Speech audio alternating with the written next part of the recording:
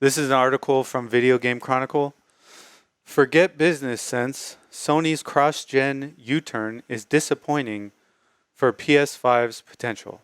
Um, so I thought the title was kind of confusing when I read it, but Josie, you asked me about this in the week earlier in the week, Yes. and so why don't you explain to everyone? Actually, let me just read a few things, and then you can explain to people what's going on here. Okay.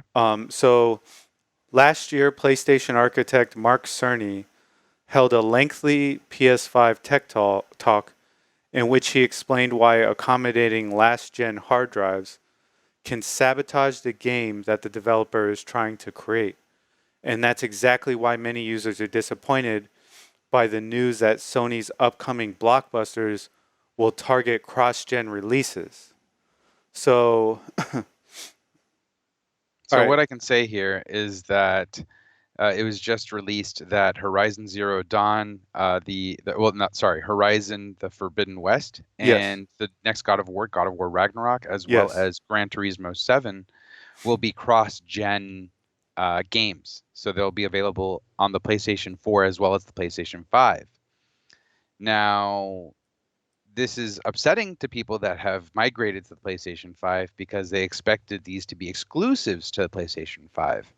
And them being available on a previous platform, the PlayStation 4, will mean that undoubtedly it won't completely take advantage of the PlayStation 5 and what it can do because it needs to be available on both platforms and Yes. run practically the same, Yeah. uh, at least be equivalent.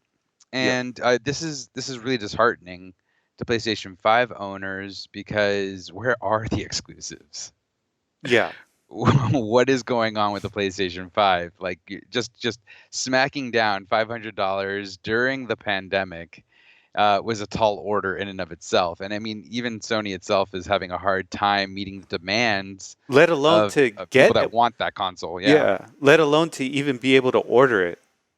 And this flies in the face of what Sony themselves have been stating this entire time. Jim Ryan has stated that, Sony believes in generations. So in order to really embrace this current generation, we have to say goodbye to the previous one. Yes. And that just isn't the case with this move. No.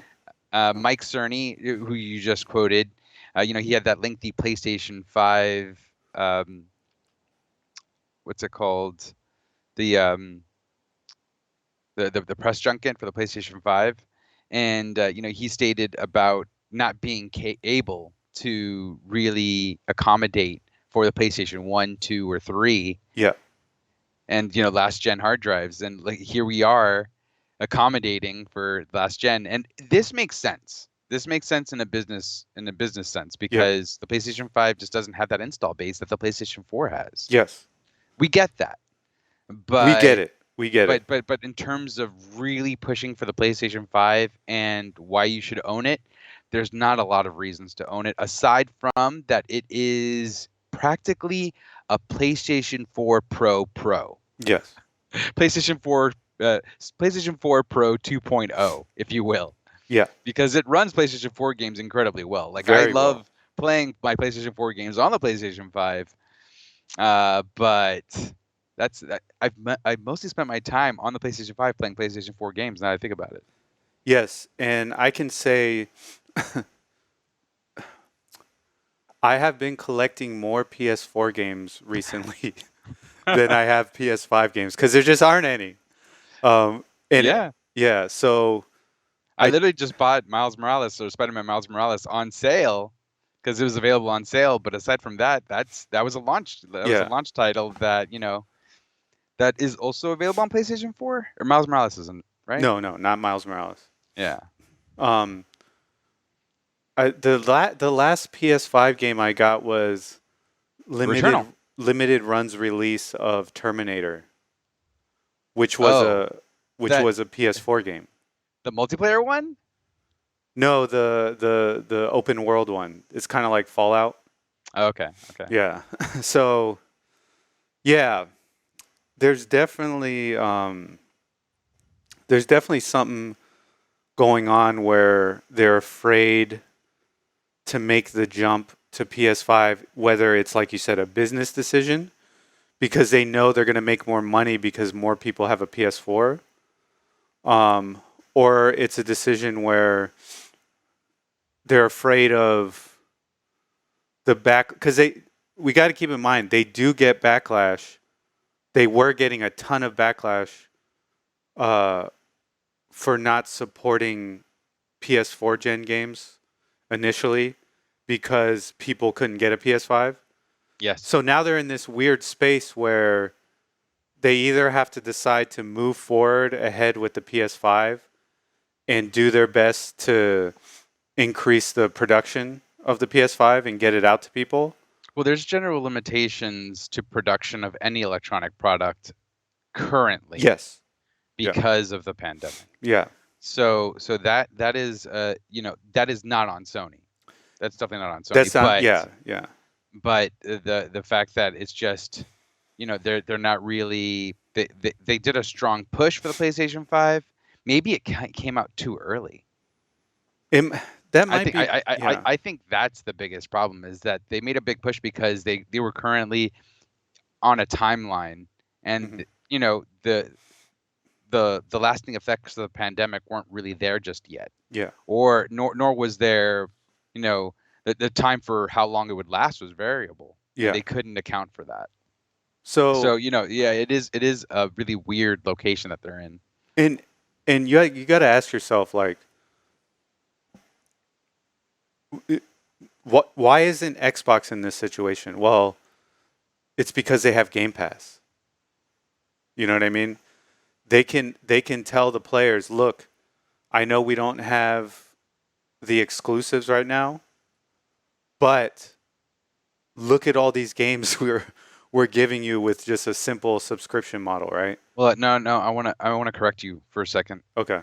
What Xbox has done, I believe Phil Spencer, he did something that Jim Ryan and Sony did not do, which was state very clearly at the beginning, for the first year or so, Xbox titles, there won't be anything really exclusive to the Xbox Series X. It will all be cross-generational titles that'll work also on the Xbox One. Yes, yeah, you're right. They did tell everyone. And that's a huge distinction. Yeah. So I guess what you could say in this situation is that Sony just kind of hasn't been upfront about their plans. Well, not just that, they haven't been upfront, but also they've walked back what they initially said, which was like, we're fucking moving with PlayStation 5 full steam ahead. That you got to get on this train, if not, you're gonna miss out. Yeah. Look at all these sweet games that are gonna be only on the PlayStation 5. I mean, and it's weird because we've got Final Fantasy VII Remake Intergrade coming out shortly, which has content solely on the PlayStation 5. Yes.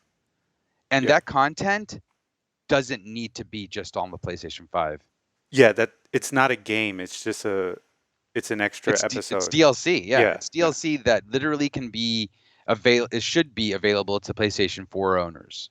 Yeah, it is. It is confusing. It is confusing because you're seeing them do both, but you're seeing them doing it in the wrong way.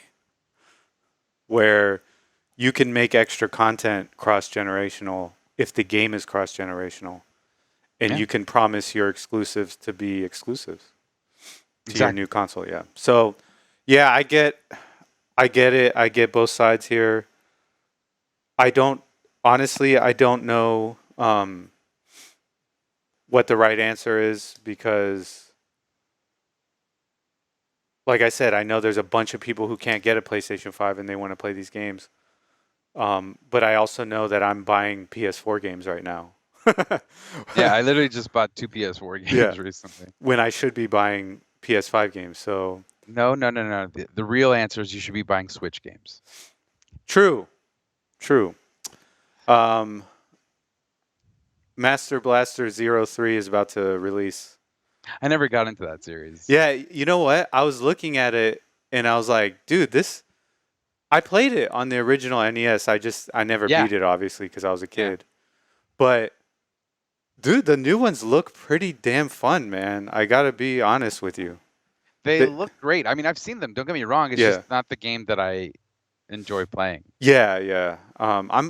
I'm cool with those retro style 2D platformers. When you say it like that, it doesn't mean that I'm against 2D retro platformers. I'm Yeah, just yeah. saying that exact game I'm not interested in. Yes, it is. It is a unique game. It is Yeah. a very unique game. But anyways, yeah, I totally get it. The frustration here, and I maybe mean, do you feel frustrated at all as a PlayStation 5 owner? Like what do you understand where they're coming from, but like how do you feel about it?